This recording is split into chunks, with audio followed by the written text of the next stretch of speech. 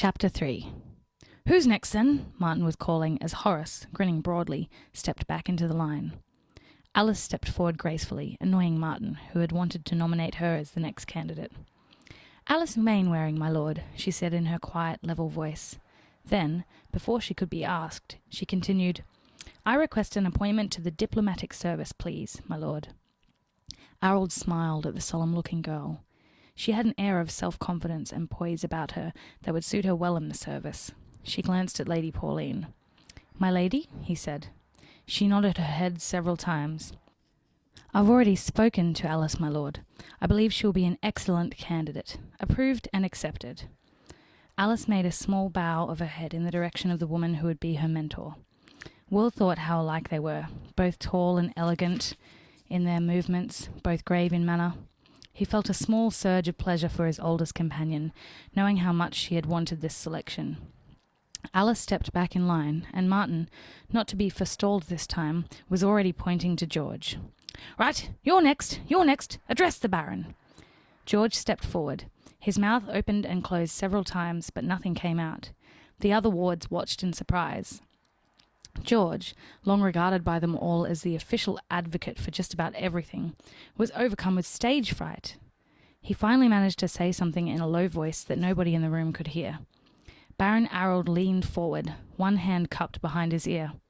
"I'm sorry, I didn't quite get that," he said. George looked up at the Baron and, with an enormous effort, spoke in a just audible voice. George Carter, sir. Scribe School, sir." Martin, ever a stickler for the proprieties, drew breath to berate him for the truncated nature of his address. Before he could do so, and to everyone's evident relief, Baron Harold stepped in. "Very well, Martin, let it go." Martin looked a little aggrieved, but subsided. The Baron glanced at Nigel, his chief scribe and legal officer, with one eyebrow raised in question. "Acceptable, my lord," Nigel said, adding, "I've seen some of George's work, and he really does have a gift for calligraphy." The Baron looked doubtful. "He's not the most forceful of speakers, though, is he, Scribe Master? That could be a problem if he has to offer legal counsel at any time in the future." Nigel shrugged the objection aside. "I promise you, my lord, with proper training, that sort of thing represents no problem. Absolutely no problem at all, my lord." The master scribe folded his hands together into the wide sleeves of the monk-like habit he wore as he warmed to his theme. "I remember a boy who joined us some 7 years back, rather like this one here, as a matter of fact. He had that same habit of mumbling to his shoes, but we soon showed him how to overcome it. Some of our most reluctant speakers have gone on to develop absolute eloquence, my lord, absolute eloquence."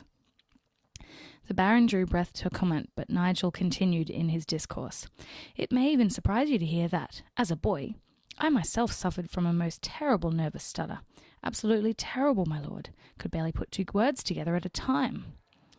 "Hardly a problem now, I see," the Baron managed to put in dryly, and Nigel smiled, taking the point. He bowed to the Baron. "Exactly, my lord. We'll soon help young George overcome his shyness. Nothing like the rough and tumble of Scribe School for that. Absolutely." The Baron smiled in spite of himself. The Scribe School was a studious place where voices were rarely, if ever, raised, and where logical, reasoned debate reigned supreme. Personally, on his visits to the place, he had found it mind-numbing in the extreme. Anything less like a rough-and-tumble atmosphere he could not imagine. "I'll take your word for it," he replied. Then, to George, he said, "Very well, George. Request granted. Report to Scribe School tomorrow." George shuffled his feet awkwardly. "Mumble, mumble, mumble," he said, and the Baron leaned forward again, frowning as he tried to make out the low-pitched words. "What was that?" he asked. George finally looked up and managed to whisper, "Thank you, my lord."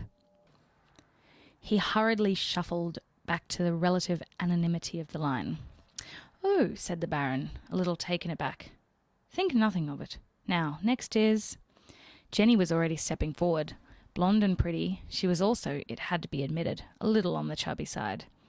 But the look suited her, and at any of the castle's social functions, she was a much sought-after dance partner with the boys in the castle, both her mates in the ward and the sons of the castle staff as well. Master Chubb, sir, she said now, stepping forward right to the edge of the Baron's desk. The Baron looked into the round face, saw the eagerness shining there in the blue eyes, and couldn't help smiling at her. What about him? He asked gently, and she hesitated, realizing that, in her enthusiasm, she had breached the protocol of the choosing. Oh, your pardon, sir, my Baron, your lordship, she hastily improvised, her tongue running away with her as she mangled the correct form of address. My lord, Martin prompted her. Baron Arold looked at him, eyebrows raised. Yes, Martin. What is it? Martin had the grace to look embarrassed. He knew that his master was intentionally misunderstanding his interruption. He took a deep breath and said in an apologetic tone, I simply wanted to inform you that the candidate's name is Jennifer Dolby, sir. The Baron looked at him, and Martin, a devoted servant of the thick-set bearded man, saw the look of approval in his lord's eyes. Thank you, Martin. Now, Jennifer Dolby. Jenny, sir, said the irrepressible girl, and he shrugged resignedly. Jenny, then. I assumed that you were applying to be apprentice to Master Chubb. Oh, yes, please, sir, Jenny replied breathlessly, turning adoring eyes on the portly red-haired cook. Chubb scowled thoughtfully and considered her. Could be, he muttered, walking back and forth in front of her. She smiled winningly at him, but Chubb was beyond such feminine wiles. I'd work hard, sir, she told him earnestly. I know you would, he replied with some spirit. I'd make sure of it, girl. No slacking or lollygagging in my kitchen, let me tell you. Fearing that her opportunity might be slipping away, Jenny played her trump card. I have the right shape for it, she said. Chubb had to agree that she was well-rounded. Arold, for not for the first time that morning, hid a smile. She has a point there, Chubb, he put in, and the cook turned to him in agreement. Well, shape is important, sir. All great cooks tend to be rounded. He turned back to the girl, still considering. It was all very well and good for the others to accept their trainees in the wink of an eye, he thought, but cooking was something special. Tell me, he said to the eager girl, what would you do with a turkey pie? Jenny smiled dazzlingly at him. Eat it, she answered immediately. Chubb rapped her on the head with the ladle he carried. I meant what would you do about cooking it, he asked. Jenny hesitated, gathering her thoughts, then plunged into a lengthy technical description of how she would go about constructing such a masterpiece. The other four wards, the Baron, his craft masters, and Martin listened in some awe, with absolutely no comprehension of what she was saying. Chubb, however, nodded several times as she spoke, interrupting as she detailed the rolling of the pastry. 9 times, you say, he said curiously, and Jenny nodded, sure of her ground.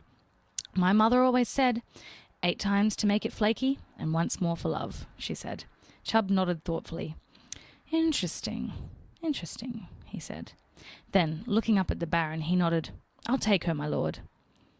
What a surprise, the Baron said mildly, then added, Very well, report to the kitchens in the morning, Jennifer. Jenny, sir, the girl corrected him again, her smile lighting up the room. Baron Arold smiled. He glanced at the small group before him. And that leaves us with one more candidate. He glanced at his list, then looked up to meet Will's agonized gaze, gesturing encouragement. Will stepped forward, nervousness suddenly drying his throat so that his voice came out in barely a whisper. Will, sir. My name is Will.